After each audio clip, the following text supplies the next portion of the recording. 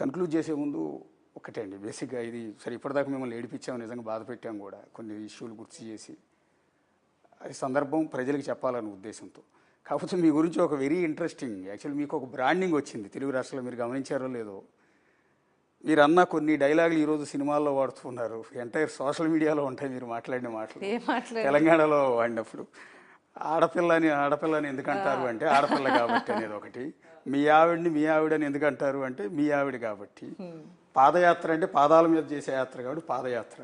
ఇది ఈరోజు విపరీతమైన సోషల్ మీడియాలో విపరీతమైన ట్రెండింగ్లో ఉన్న ఇష్యూ. సినిమాల్లో వాడేస్తారు మీడియాలో, మీరు గమనించారు ఇదంతా? లేదండి, నాకు తెలియదు. But any publicity is good publicity, why not?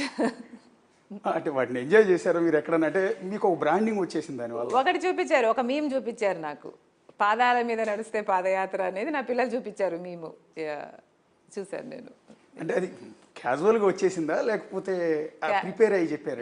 లేదండి, క్యాజువల్గా వచ్చింది, very casual it was. Because ఆ సందర్భానికి నేను ఆ సబ్జెక్ట్ ఎక్స్ప్లెయిన్ చేయడానికి ప్రయత్నిస్తూ ఒక విషయాన్ని ఎలాబొరేట్ చేస్తూ అట్లా బ్రేకప్ చేసి కొన్నిసార్లు చెప్పడం జరుగుతుంది. Because common sense is common because it's common అని నేను అన్నాను అనుకోండి, ఇది కూడా ఒక లైన్ కావచ్చు. So it's as simple as that. నేను ఎక్స్ప్లెనేషన్లో భాగంగా దాన్ని బ్రేకప్ చేసి వివరిస్తానేమో అలాగా. సో మీ పిల్లలు కానీ అనిల్ గారు కానీ వాటిని ఎప్పుడన్నా అన్నారండి, ప్రస్తావించారా వీటి గురించి? చూసి నవ్వుతారు, అదే లాఫ్ అబౌట్ ఇట్. పిల్లలు ఎస్పెషలీ.